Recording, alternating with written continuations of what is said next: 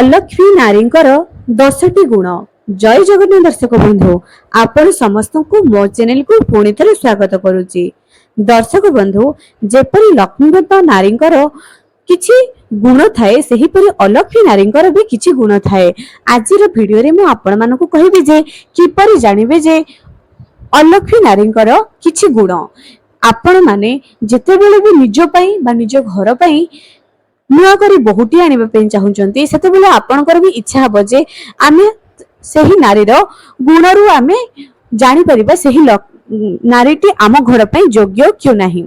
एबे दर्शक बंधु, एही परिप्रेक्षी रे आ गोटे कथा भी कहिबे, जेमिति आम घरर बहु को भीतर आमे खोजी थाई जे लक्ष्मी स्वरूपा, सेमिति आम घरर प्रत्येक सदस्य भी लक्ष्मी स्वरूपा हेबा दरकार। ताहेले जे नुआ करी जे बहुटी आमे घर को आनिबा सी आम घर सहित ठीक भाबरे चली परिबो। कहिबार तात्पर्य एही संसार रे समस्त सीता पर स्त्रीटी चाहुचंती। कोन एही समाज रे सब पुरुष कोन रामचंद्र, तेणु करी सब दोष बा सब जिंस केवल नारीर न थाए, किछि पुरुषंकर भी थाए।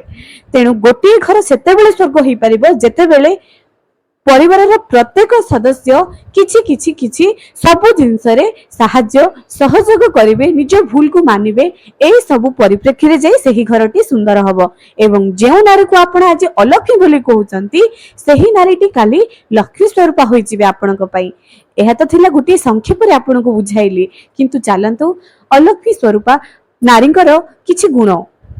प्रथम लक्षणटी हेउची जदि नारी कथा कथार चित्कार करी कथा कहे, सब जिनस रे रागिबा, चिड़चिड़ा स्वभाव करिबा, एहा अलक्ष्मी नारींकर सबठारु बड़ गुण अटे।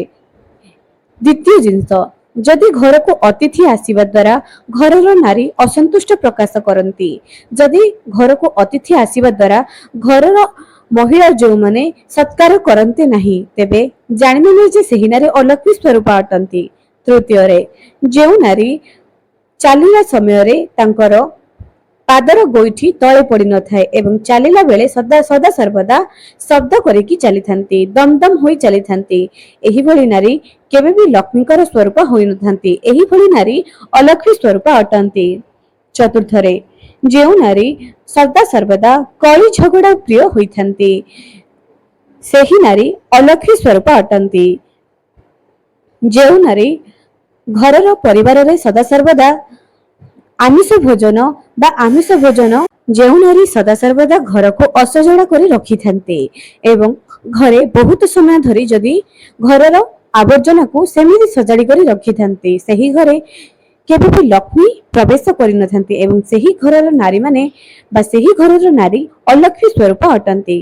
जेउ घरर नारी सकाळ अधिक समय बा ब्रह्म मुहूर्त रे जेउ घरर नारी उठी न थांती, सूर्य उदय परि सरिबा परे भी जेउ नारी माने सोई करी रही थांती, सेही घरे केबे भी मां लक्ष्मी प्रवेश करि न थांती एवं सेही भली नारी सदा सर्वदा अलक्ष्मी ही होई थांती।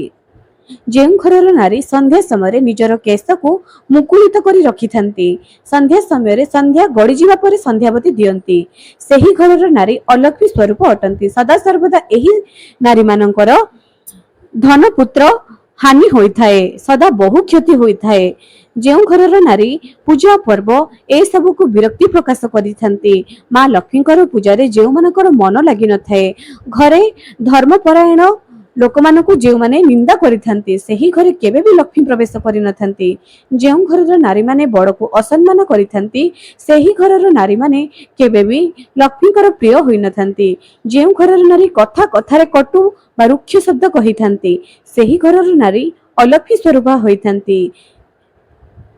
जेउ घरर नारी सदा सर्वदा एकादशी संक्रांति गुरुवार दिन जेउ घरर नारी नख काटि थाए, केसरी तेल लगाई थाए, एही भली नारी सदा सर्वदा अलक्ष्मी ही होई थाए। कारण धर्मपरायण नारी पूजा पर्व ए सब को बहुत सम्मानर सहित आदरर सहकारे घरे पालन करि थाए। जेउ घरर नारी निजर घरर छुआ मानकु बा वयोज्येष्ठ व्यक्ति जे भी थांती पातर अंतर करी खाद्य पोषण बा परिवेषण करि थाए, पातर अंतर जे करि थाए सेही घरर नारी अलक्ष्मी स्वरूप होई थांती। जेउ घरर नारी घर पूजा पर्व ए सब को मानु न थाए, करू न थाए, ସେହି ଘରର ନାରୀ ଅଲକ୍ଷ୍ମୀ ସ୍ୱରୂପ ଅଟନ୍ତି। ଏବେ ଦର୍ଶକ ବନ୍ଧୁ ଆପଣମାନେ ତ 10ଟି ସଂକେତ ଜାଣିଲେ ଅଲକ୍ଷ୍ମୀ ସ୍ୱରୂପଙ୍କର।